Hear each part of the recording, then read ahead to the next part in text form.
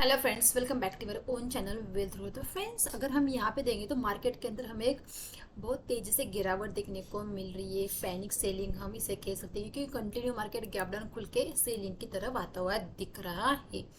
अभी क्या होता है ना, जब गिरावट शुरू होती है तो बहुत सारे लोग ऐसा बोलते हैं कि गिरावट में बाय करो, गिरावट में बाय करो। कुछ लोग गिरावट में सेल करते हैं। लेकिन कब बाय करना चाहिए या कब कब आपको सेल करना चाहिए या कब आपको बाय करना चाहिए? देखिए, आप अगर सही प्राइस पे बाय करोगे तभी प्रॉफिट मिलेगा, और सही जगह पे सेल करोगे तभी प्रॉफिट को बुक कर पाओगे। तो गिरावट का मतलब ऐसा नहीं कि मार्केट ऊपर से गिर रहा है और आप बाय करते हो जा रहे हो, मार्केट गिर रहा है बाय करते जा रहे हो। ये गलत है। बाय किसे करना चाहिए और सेल किसे करना चाहिए, इस चीज़ को आपको समझना चाहिए। देखिए, दो प्रकार के, देखिए यहाँ पे एक ट्रेडर होता है, एक इन्वेस्टर होता है। ट्रेडर का काम क्या होता है? एक सेटअप पे, मतलब एक पैटर्न के ऊपर, जैसे यहाँ पे देखिए, यहाँ से एक ट्रेंड लाइन आ रही थी, ये मार्केट कंटिन्यूएशन खा रही थी, जैसे यहाँ पे ब्रेकआउट हुआ एक तेजी आ गई। तो ये ट्रेडर क्या देखता है कि हाँ भाई, यहाँ तो एक ट्रेंड लाइन है, यहाँ तो एक पैटर्न दिख रहा है, तो चलो आइए, यहाँ पे ट्रेंड लाइन का ब्रेकआउट करिए, यहाँ पे स्मॉल मेरा ऐसे रहेगा, मैं इसे बाय करता हूँ। एक मोमेंटम यहाँ तक का, हाई तक का मोमेंटम आ जाता है, मैं यहाँ पे बुक कर जाता हूँ। मतलब सेलर, जो ट्रेडर होता है उसका यहाँ पे एसएल, टारगेट, एंट्री पॉइंट एक डिफाइंड रहते हैं। मतलब फिर वो पूरा सेटअप के हिसाब से ये अपने ट्रेड को एग्जीक्यूट करता है। ये हुआ ट्रेडर, जो पूरे प्लान के साथ एक ट्रेड को वो प्लान करता है और उसे वो ट्रेड करता है। ये ट्रेडर हुआ। दूसरा होता है इन्वेस्टर। इन्वेस्टर मतलब क्या होता है? इन्वेस्टर मतलब जो अपने पैसे को मार्केट के अंदर इन्वेस्ट कर लेता है, 1 साल के लिए, 2 साल के लिए, 3 साल के लिए, 5 साल के लिए, 10 साल के लिए या 20 साल के लिए। मतलब उसका मार्केट में व्यू लॉन्ग टर्म का रहता है। तो उस जो इन्वेस्टर होता है वो क्या करता है, मार्केट के अंदर जो भी डिप आए वहाँ पे बाइंग की अपॉर्चुनिटी ढूंढता है। लेकिन वो डिप कहाँ तक आ सकती है, कहाँ पे यहाँ पे हमें बाय करना चाहिए, वो भी हमें यहाँ पे समझना चाहिए। तो अभी देखो, अगर हम यहाँ पे सारे इंडाइसेस को देखेंगे, मैं आपको हर एक इंडाइसेस को देखते हुए दिखाती हूँ कि किस तरह से आपको कहाँ पे प्रॉफिट को बुक करना है। अगर आपने ट्रेडिंग के हिसाब से लिया है तो आपको प्रॉफिट कहाँ पे बुक करना है, अगर अपने इन्वेस्टर के हिसाब से लिया है तो आपको कहाँ पे अपने स्टॉक को एवरेज करना है। लेकिन किस स्टॉक को एवरेज करना है? देखिए, कभी भी आपने अगर अच्छे क्वालिटी स्टॉक को बाय करके रखा है तो उन्हें एवरेज करना है। अगर आपके पास कोई penny stock, small cap stock है जिसका फंडामेंटल वीक है और आपने सिर्फ पैटर्न के हिसाब से उससे बाय किया था और आप वहाँ पे प्रॉफिट नहीं बुक कर पाए, तो डेफिनेटली आपको वहाँ से निकलना चाहिए। तो ये बात तो क्लियर होगी कि ट्रेडर को क्या करना चाहिए। ट्रेडर हो, आपको प्रॉफिट लेके निकलना चाहिए। या अगर आपने प्रॉफिट को नहीं, देखिए यहाँ पे मार्केट ने यहाँ से मार्केट, ये इंडाइसेस है, इसे आप स्टॉक, अगर स्टॉक को देंगे तो स्टॉक का चार्ट भी आपको सिमिलर दिखेगा, तो आपको इस स्टॉक, इसे हम मान चलते हैं, मानो ये स्टॉक है, यहाँ पे हमने ब्रेकआउट के ऊपर, एक हम ट्रेडर है, हमने यहाँ पे ट्रेड लिया, हमारा टारगेट इस हाई तक होना चाहिए, इस हाई के आसपास हमें एक बार अपने प्रॉफिट को यहाँ पे बुक करना चाहिए, फिर वेट करना चाहिए कि मार्केट के अंदर किस तरह से पैटर्न बनता है। अगर मानो यहाँ भी आपने बुक नहीं किया, चलो मार्केट चल रहा है, चलो, लेकिन जहाँ पे यहाँ पे जब मार्केट ने यहाँ पे रिएक्शन खाया और सेकंड कैंडल रेड कैंडल बनी, जब भी आप इन यहाँ पे रेड कैंडल बनी, यहाँ पे रिजेक्शन की, मतलब यहाँ पे नहीं निकले, आपको यहाँ पे निकलना चाहिए था, क्योंकि इतने बड़े गैप डाउन के बाद सेलिंग कंटिन्यू हो रही, तो आपको यहाँ से निकलना चाहिए था। अगर आप यहाँ पे देखिए, मार्केट ने हाई लगा था ऑलमोस्ट 20,200 का, और मार्केट अभी चल रही है 19,700 के आसपास, या 600 का भी लो लगा के आई है मार्केट। मतलब विद इन 4 डेज के अंदर मार्केट ऑलमोस्ट यहाँ पे 500 पॉइंट यहाँ पे गिरी है, 500 पॉइंट निफ्टी गिरी है। अगर देखेंगे ये पूरा रास्ता थी उसे तैर करने में, 1 2 3 4 6 7 8 8 दिन लगे उसको 500 यहाँ पे ऊपर जाने के लिए, गिरने में सिर्फ विद इन 3 डेज ही, हम कह सकते हैं 3 डेज में ही मार्केट नीचे आ गई। मतलब सेलिंग ऑलवेज फास्ट होती है, बाइंग यहाँ पे स्लो होती है। तो ये एक चीज़ हमें समझ में आ गई। तो हमें हमारे टारगेट के ऊपर, ट्रेडर हो तो आपको टारगेट के ऊपर ही आपको बुक करना चाहिए, एसएल को ट्रेल करते हुए जाना है। अगर आपने, आपका टारगेट आ गया तो आपको सिंगल कैंडल के लो के नीचे आपको एसएल रख के वहाँ पे अपने यहाँ ट्रेड को वहाँ पे टाइटली ट्रेड करना है। ये ट्रेडर का काम हो गई। अभी इन्वेस्टर का, जिसने इन्वेस्ट किया है, मतलब वो उसका व्यू तो भाई 2 साल 5 साल का है, वो क्यों यहाँ पे निकलेगा? वो तो यहाँ पे नहीं निकलेगा। उसके पास अच्छा खासा स्टॉक है, तो उसे क्या करना चाहिए? तो देखिए यहाँ पे मार्केट में गिरावट चली है, तो उसे क्या इस कैंडल में एवरेज करना चाहिए? क्या इस कैंडल में एवरेज करना चाहिए? देखिए मार्केट अगर गिर रही तो उसको गिरने देना चाहिए, बीच में बाइंग नहीं करनी चाहिए, वेट करना चाहिए मार्केट के अंदर पॉजिटिव पैटर्न बनने का। मार्केट का मानो यहाँ पे अगर डब्ल्यू बना तो आप यहाँ पे एवरेज कर सकते हैं। तो एक पैटर्न बनने के बाद आपको एवरेज करने की सोचना है। अगर मार्केट यहाँ से गिर रहे थे तो मार्केट यहाँ तक भी आ सकती है, फिर यहाँ पे आप एक सपोर्ट फाइंड आउट करके वहाँ पे एवरेज कर सकते हैं। देखिए हर एक यहाँ पे गिरावट हो रही है तो तुरंत चलो इस कैंडल में गिरावट हो गई तो पता नहीं यहाँ से रिवर्स होगी, चलो यहाँ पे एवरेज करें। बिल्कुल भी रैंडमली नहीं आपको मार्केट के अंदर एंट्री करनी चाहिए, आप इन्वेस्टर हो या आप चाहे ट्रेडर हो। तो आइए आप हम सारे इंडाइसेस को देखते हैं। जैसे कि देखिए बहुत सारे लोग स्मॉल कैप और मिड कैप में इन्वेस्ट करते हैं और वहाँ पे एक रैली भी देखने को मिले, रिटर्न्स भी बहुत बम्पर रिटर्न हम कह सकते हैं स्मॉल कैप के अंदर भी देखने को मिले। अगर हम यहाँ पे स्मॉल कैप का देखें, यहाँ पे स्मॉल कैप का चार्ट देखिए, कंटिन्यू राइजिंग दिख रहा है, मतलब मार्केट कंटिन्यू ऊपर की तरफ जा रही है। मार्केट का लो अगर यहाँ पे देखेंगे हम, लगा है मार्केट ने यहाँ पे, देख सकते हैं आप 40,000 400 सिर्फ 4,000 से मार्केट कंटिन्यू 6,000, मतलब 2,000 पॉइंट की रैली मार्केट ने की है।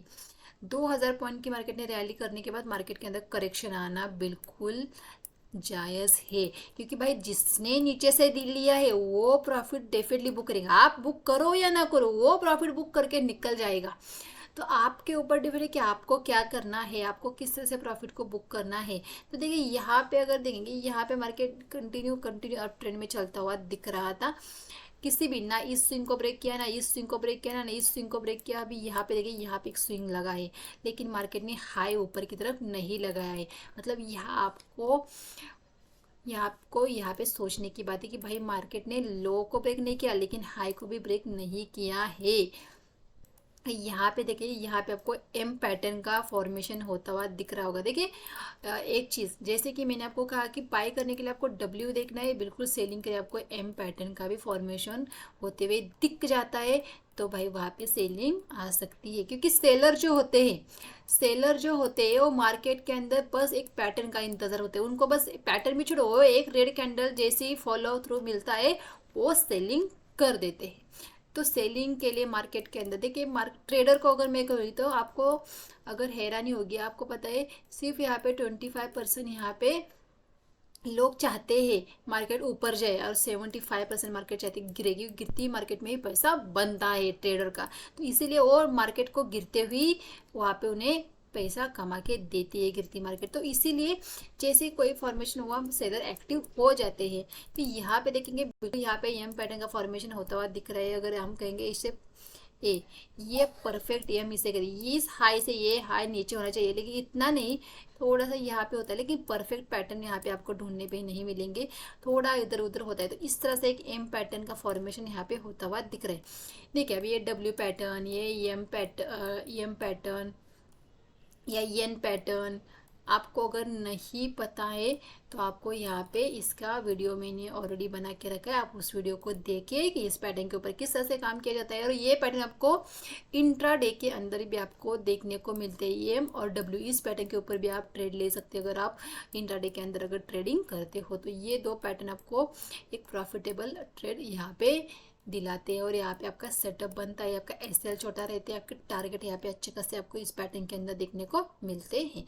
तो आइए फिर से हम डिस्कस कर लेते हैं कि देखिए अगर आपने स्मॉल कैप के स्टॉक के अंदर इन्वेस्ट किया है तो देखिए यहाँ पे तो नेगेटिव पैटर्न बनता हुआ दिख रहा है, लेकिन क्या सेलिंग का फॉलो थ्रू में आने, ये जो कैंडल बनी है, ये इस कैंडल में देखिए मार्केट नीचे आई, सेलर नीचे लेके, लेकिन बायर जो मार्केट के अंदर बायर फिर से मार्केट को ऊपर लेके गए, लेकिन सेलर हावी हो गए, मार्केट को ऊपर नहीं ले पाए और फिर से नीचे। अभी यहाँ पे फिर से बायर अगर स्ट्रांग हो जाते हैं तो फिर से यहाँ पे मार्केट ऊपर की तरफ बढ़ती हुई नजर आती है, लेकिन यहाँ पे अगर बायर हार जाएंगे तो डेफिनेटली सेलर मार्केट को नीचे फिर इस स्विंग तक भी लेके आ सकते हैं। तो इस तरह से मार्केट कामकाज होता है, इस तरह से पैटर्न के ऊपर सेलर बायर बाय सेल करते हैं। तो आपको भी उसी तरह से अपने प्रॉफिट को बुक करना है, देखिए बहुत सारे लोग अभी देखिए बहुत अच्छे खासे प्रॉफिट में हो गए, लेकिन प्रॉफिट बुक नहीं कर पाए होंगे, क्योंकि देखिए स्मॉल कैप के अंदर बहुत ही अच्छी रैली आई थी, बहुत ही अच्छा मोमेंटम हुआ था। और मिड कैप, अगर आप मिड कैप का चार्ट देखते हैं तो यहाँ पे अगर मिड कैप का मैं आपको चार्ट दिखाऊँ तो देखिए सिमिलर जिस तरह से स्मॉल कैप का आपको चार्ट दिख रहा है, बिल्कुल भी मिड कैप 50 का भी सेम चार्ट यहाँ पे देखने को मिला है। यहाँ पे आपको भी 3000 पॉइंट की रैली देखने को मिल रही है, एक पूरे एक स्ट्रेट लेवल में। तो इस तरह से मार्केट नहीं चलती है। तो मार्केट के अंदर डेफिनेटली प्रॉफिट बुकिंग आती है, जिन्होंने नीचे से लिया वो डेफिनेटली प्रॉफिट को बुक करेंगे। तो अगर आप ट्रेडर हो तो आपको डेफिनेटली प्रॉफिट को बुक करना चाहिए। अगर अभी तक नहीं किया है तो आपको प्रॉफिट को एटलीस्ट आपको हाफ क्वांटिटी को ज़रूर बुक करना चाहिए। और अगर आप इन्वेस्टर हो, इन्वेस्ट हो तो वेट कीजिए एक पैटर्न बनने का, तभी आपको यहाँ पे इन्वेस्ट करना चाहिए। जैसे कि मानो गिरावट हो रही है मार्केट अगर बेस बनाती हुई दिखी तो वहाँ पे एवरेज करना चाहिए, ना कि मार्केट गिर रही है और गिर रही है आप इस कैंडल में एवरेज करो, आप इस कैंडल में एवरेज करो, आप हर एक कैंडल में एवरेज करते करते जा रहे हो। तो ऐसा नहीं होता है मार्केट के अंदर। तो देखिए बहुत सारे लोग कंफ्यूज हो गए कि भाई अभी मैं ट्रेडर हूँ या मैं इन्वेस्टर हूँ। हम जब स्टॉक बाय करते हैं तो हम नहीं सोचते कि उस स्टॉक को हमने क्यों लिया है। बस किसी का वीडियो देखा, बस किसी ने कहा कि भाई यहाँ पे तेज़ी आ सकती है, बस इसीलिए उस स्टॉक को हम बाय कर लेते हैं। बस यहाँ तक जाएगा, फिर उसी टारगेट को दिमाग में रख के बस बैठे रहते और मार्केट ऊपर जाती है यही से, मतलब आपका टारगेट यहाँ है, मार्केट यही से घूम जाती है और आप बैठे रहते। आप अच्छे खासे प्रॉफिट में होते हो फिर भी प्रॉफिट को नहीं बुक कर पाते।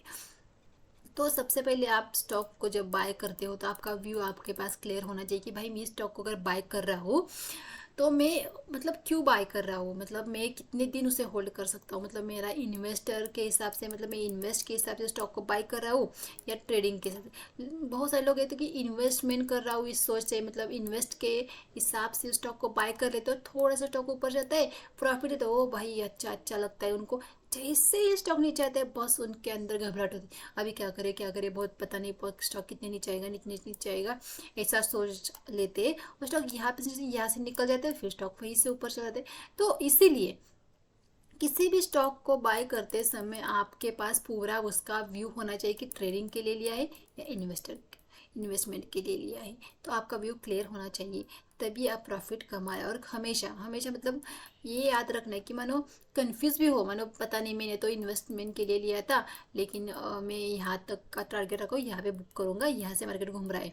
तो आपको क्या करना चाहिए, देखिए व्यू कुछ भी हो लेकिन प्रॉफिट को कभी हाथ से नहीं जाना है। मतलब आपने 10 रुपये में या 100 रुपये में लिया है स्टॉक, वहाँ से 150 रुपीज़ चला गया, फिर से 10 रुपीज़ नीचे, मतलब 140 आ गया, और 140 से फिर से स्टॉक ने 160 का हाई लगा के फिर से अगर स्टॉक 140 को अगर नीचे, मतलब 140 के नीचे आ रहा है तो डेफिनेटली आपको 140 के आसपास प्रॉफिट को बुक करना चाहिए, क्योंकि 50 के ऊपर वो स्टॉक गया लेकिन वो उसके ऊपर नहीं जा पाया, उसने नीचे का स्विंग भी निकाला, मतलब आपको जो 40 पॉइंट मिल रहे हैं उसको लेके निकलना है। इस बात को ध्यान में रखना। ये हुआ ट्रेडर का एनालिसिस।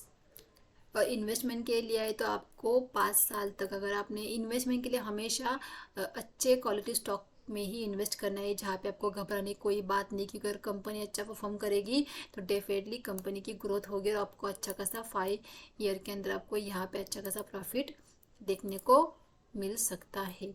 तो इसीलिए आपको अभी अगर 5 ईयर का है तो आपको स्टॉक को बार बार देखने की ज़रूरत नहीं है। हाँ अगर गिरावट आ जाती है मार्केट के अंदर, एक कोई बेस बनता हुआ दिख रहा है, मार्केट फिर से ऊपर निकल, तो यहाँ पे आपको कुछ घंटे को एवरेज करना है।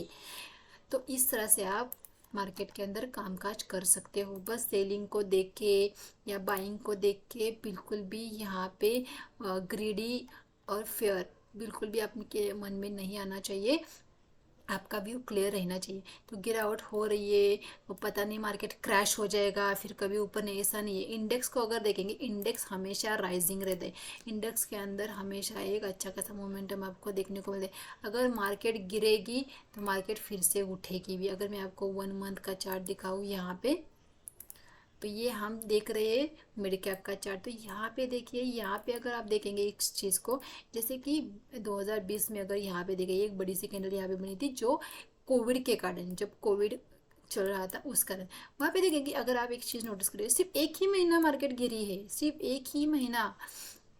उसके बाद मार्केट ने 3000 से मार्केट ने 11500 का हाई लगाया है विद इन यहाँ पे 2 ईयर में। मतलब गिरी है, सिर्फ एक ही कैंडल यहाँ पे आपको रेड दिख रही है, जो भी कोविड के कारण आया था, उसके बाद मार्केट ने कितनी तेज़ी से रफ्तार पकड़ी है। तो देखिए, अच्छे स्टॉक में अगर इन्वेस्ट किया है तो आपको घबराने की कोई बात नहीं। देखिए, इंडिया हमारा ग्रो कर रहा है तो डेफिनेटली यहाँ पे आपके जो अच्छी कंपनियाँ के अंदर आपने इन्वेस्ट किया है वो भी ग्रो करेगी, आपकी इन्वेस्टमेंट भी ग्रो करेगी। तो इन्वेस्टमेंट किया है तो गिरावट में बिल्कुल भी नहीं डरना है। मार्केट का बेस बनते हुए दिख जाना है। स्टॉक अगर अपने सपोर्ट लेवल के पास आ रहा है, अगर स्ट्रॉन्ग सपोर्ट है, तो वहाँ पे आपको एवरेज करने की कोशिश करनी चाहिए। तो आई होप फ्रेंड्स आपको क्लियर हो गए होंगे पॉइंट कि गिरावट में आपको क्या करना चाहिए और आपको बढ़ती हुई मार्केट में क्या चाहिए, प्रॉफिट को कब बुक करना चाहिए, स्टॉक को कब एवरेज करना चाहिए। आई होप आपको ये सारे पॉइंट क्लियर हो गए होंगे। तो गाइस देखिए, वीडियो अच्छा लगा तो वीडियो को लाइक और चैनल को सब्सक्राइब करना मत भूलिए। उसी तरह वीडियो को शेयर कीजिए। तो मिलते हैं नेक्स्ट वीडियो में। Thank you.